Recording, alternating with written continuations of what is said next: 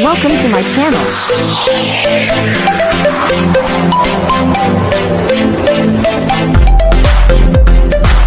Hello everyone! Welcome back again to my channel. So mga kasukay, mga kalingap, isang mapagpalang araw na muli. So for today's vlog, etong pag-usapan natin itong si Kalingap Dan.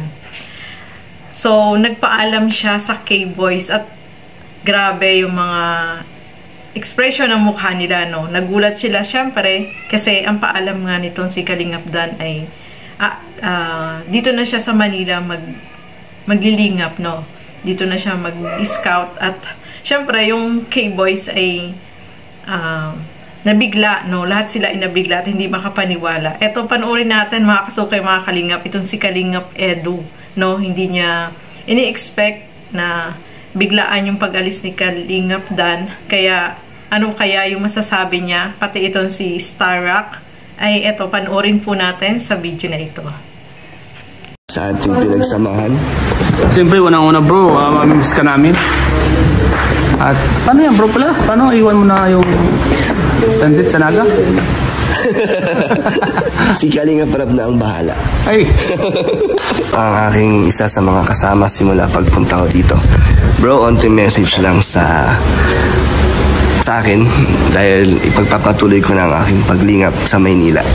Maalis ka? Susubukan ko lang naman na siguro mga 6 na buwan. Tagal nun na. Siyempre, susubukan natin kung kaya ba natin doon na maglingap. Hindi mamaya na ako alis. Sure? So, anong message mo sa ating pinagsamahan?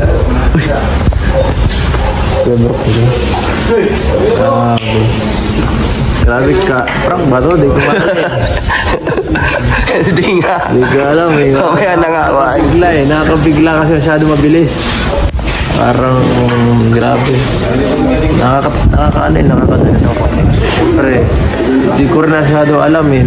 Ganoon pala ma-try ka mag-lingap sa ibang lugar. Kasi nagawa ko naman ng makapagpabahay. Oo, siyempre nakakatuwa kasi yung simula sa po yung ating mga pinagdaanan. Kaya simula umpisa ko nandito at ikaw nakasama ko eh. Saka yung mga pag-vlogs mo, nakita ko yung talagang pagtaas, pagbaba. At ngayon tumataas na si Dan. Talagang nakakatuwa dahil yan, parang mas lalaki pa yung mga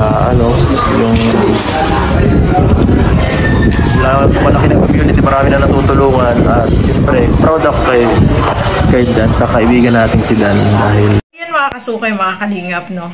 Yung expression ng mukha ni Starrock ay siyempre nagulat siya kasi hindi niya ini-expect na etong si Kalingap Dan ay magpapaalam sa kanya, no? Sa K-Boys. Kahit kay Kuya Robin, lalo na dito kay Edo, nagulat talaga. Parang hindi talaga siya maniwala, no, na aalis itong si Kalingap Dan.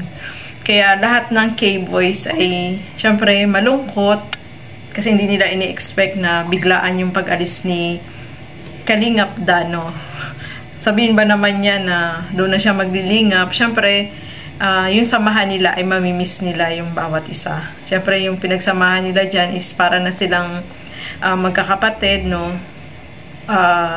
Sama-sama sila everyday. Kaya, maninibago sila kapag umalis itong si Kalingap Dan.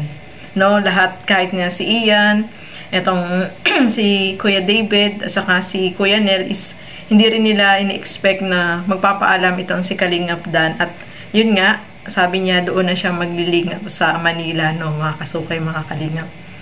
At syempre hindi nila inaasahan na ganyan yung sasabihin. Kaya nagulat sila, no, mga kasukay, mga kalingap. At alam nyo ba, napanood ko pa lang sa live, no? Kasi iniisip ko, siguro lang yan. Prank lang yan, no, mga kasukay, mga kalingap.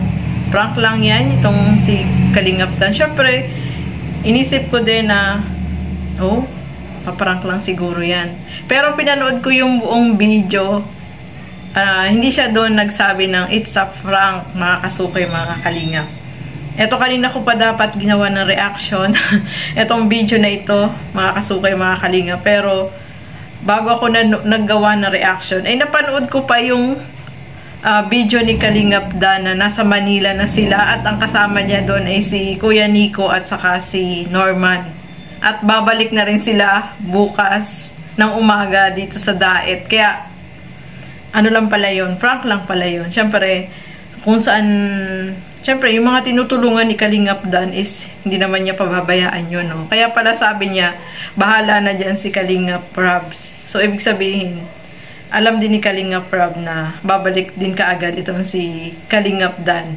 Tapos napanood ko kasi doon sa dulo, yung reason niya parang unreasonable naman, no? Kasi sabi niya walang kasama yung mama niya at kapatid niya.